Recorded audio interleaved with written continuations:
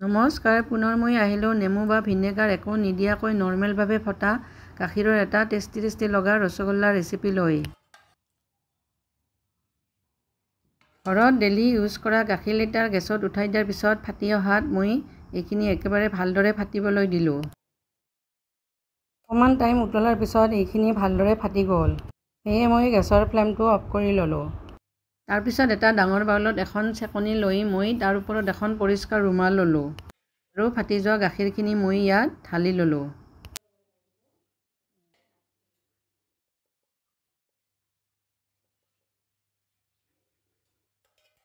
ঢালি লোৱাৰ পিছত চানাখিনি মই চেকনিখনৰ সৈতে উঠাই ল'লোঁ আৰু ফটা গাখীৰৰ পানীখিনি মই ৰাখি দিলোঁ। এইখিনি আমি বিভিন্ন খোৱা কামত ইউজ কৰিব পাৰোঁ। নৰ্মেলভাৱে ফটা হ'লেও চানাখিনিত মই অকণমান পানী ঢালি ধুই ল'লোঁ। পানীখিনি ঢালি ভিডিঅ'ত দেখুওৱাৰ দৰে চামুচখনেৰে মই লৰাই দিলোঁ।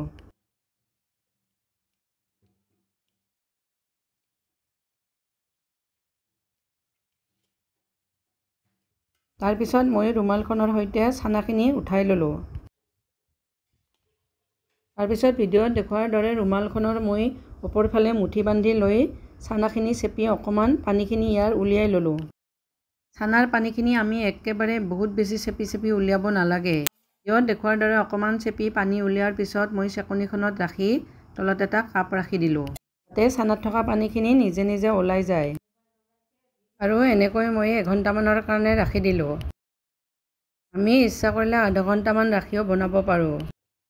কাঁহীখনত ৰুমালত মই ৰাখি থোৱা চানাখিনি লৈ ল'লোঁ। গোট হৈ থকা চানাখিনি মই হাতেৰে অকণমান ভাঙি ল'লোঁ।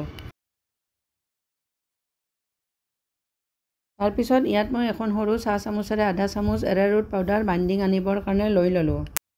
পাউডাৰখিনি লৈ এইখিনি মই ভালদৰে মিহলি কৰি ল'লোঁ। এতিয়া মই এইখিনি 4 পৰা 5 মিনিটমান মঠি ল'ম। ভিডিঅ'ত দেখুওৱাৰ দৰে হাতৰ তলিৰ তলৰ অংশখিনি দিহে আমি এইখিনি মঠিব লাগে। সেয়ে ভিডিঅ'ত দেখুওৱাৰ দৰে এইখিনি মই মঠিবলৈ লাগিলোঁ।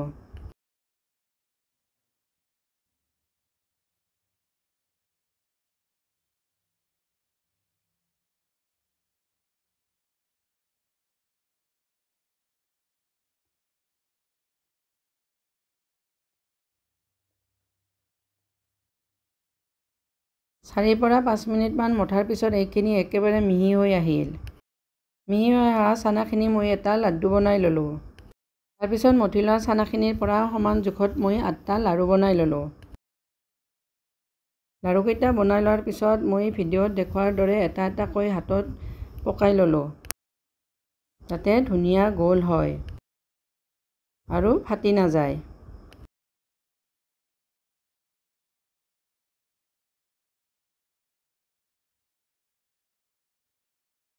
ভালদৰে হাতত পকাই লাড়ুকেইটা মোৰ ধুনীয়া গোল কৰি বনোৱা হৈ গ'ল।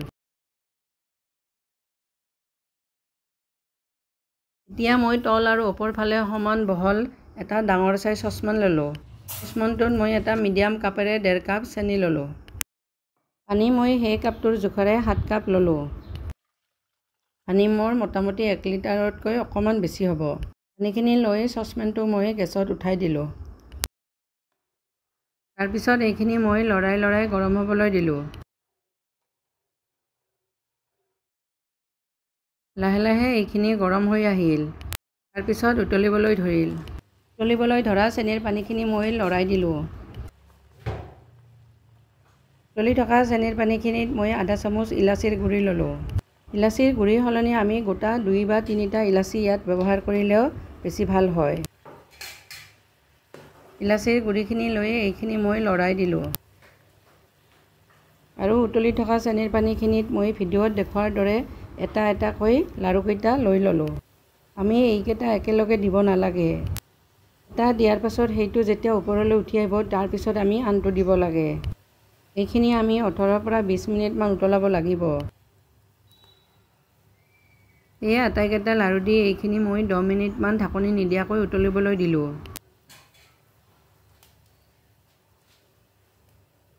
এনেকৈ উতলি থাকোঁতে চামুচখনেৰে মই ভিডিঅ'ত দেখুওৱাৰ দৰে চাইডে অকণমান লৰাই দিলোঁ। আৰু এনেকৈ উতলি থাকোঁতে ওপৰত অকণমান লেতেৰা নিচিনা ওলাল, সেইখিনি মই চামুচেৰে উঠাই ল'লোঁ। এইখিনি বেলেগ একো নহয়, এইখিনি ইলাচীৰ গুড়িৰ বাকলিহে। 10 মিনিটমান এনেকৈ উতলাৰ পিছত ৰসগোল্লাকেইটা ফুলি আহিল। তাৰপিছত ঢাকনি মাৰি পুনৰ মই এইখিনি 10 মিনিটমান উতলিবলৈ দিলোঁ। 7 মিনিটমান পিছত ঢাকনি গুচাই চালোঁ, ধুনীয়াকৈ ফুলি আহিছে। মোৰ মোটামুটি ৰসগোল্লাকেইটা হৈ গ'ল। সেয়ে পুনৰ মই 2 মিনিট ঢাকনি নিদিয়াকৈ উতলালোঁ। এই 2 মিনিট উতলি থকাৰ মাজতে মই এটা ৰসগোল্লা এবাটি ঠাণ্ডা পানীত ডুবাই চালোঁ। যদি পানীত ৰসগোল্লাটো ডুব যায় তেনেহ'লে ৰসগোল্লাটো আমাৰ হৈ গৈছে। মোৰ ৰসগোল্লাখিনি তৈয়াৰ হৈ গ'ল। ৰসগোল্লাখিনি বনাবলৈ মোক 20 মিনিটে প্ৰয়োজন হ'ল। সেয়ে গেছৰ ফ্লেমটো মই অফ কৰি ল'লোঁ। ফটা গাখীৰেৰে বনোৱা ৰসগোল্লা ৰেচিপিটো মোৰ তৈয়াৰ হৈ গ'ল। এতিয়া ফটা গাখীৰৰ পানীখিনিৰে মই আনটো ৰেচিপি বনাম। সেয়ে মিডিয়াম চাইজৰ মই 2টা পকা আম ল'লোঁ। তাৰপিছত ধুই লোৱা আম দুটা মই অলপ সৰু সৰুকৈ কাটি ল'লোঁ।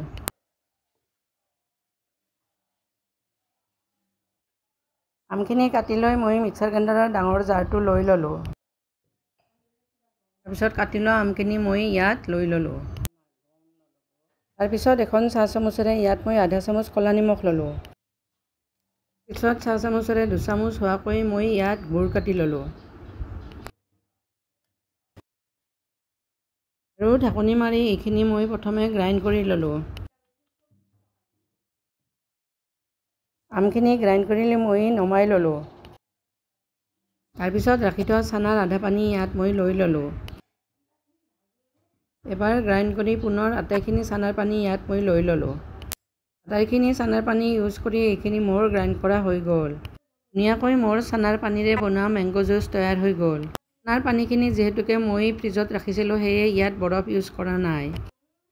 নৰ্মেলভাৱে ফটা গাখীৰেৰে বনোৱা ৰেচিপি দুটা চাই কেনেকুৱা লাগিল কমেণ্ট কৰি জনাব। আৰু লগতে লাইক, শ্বেয়াৰ, ছাবস্ক্ৰাইব কৰিবলৈ নাপাহৰিব। আজিলৈ ধন্যবাদ।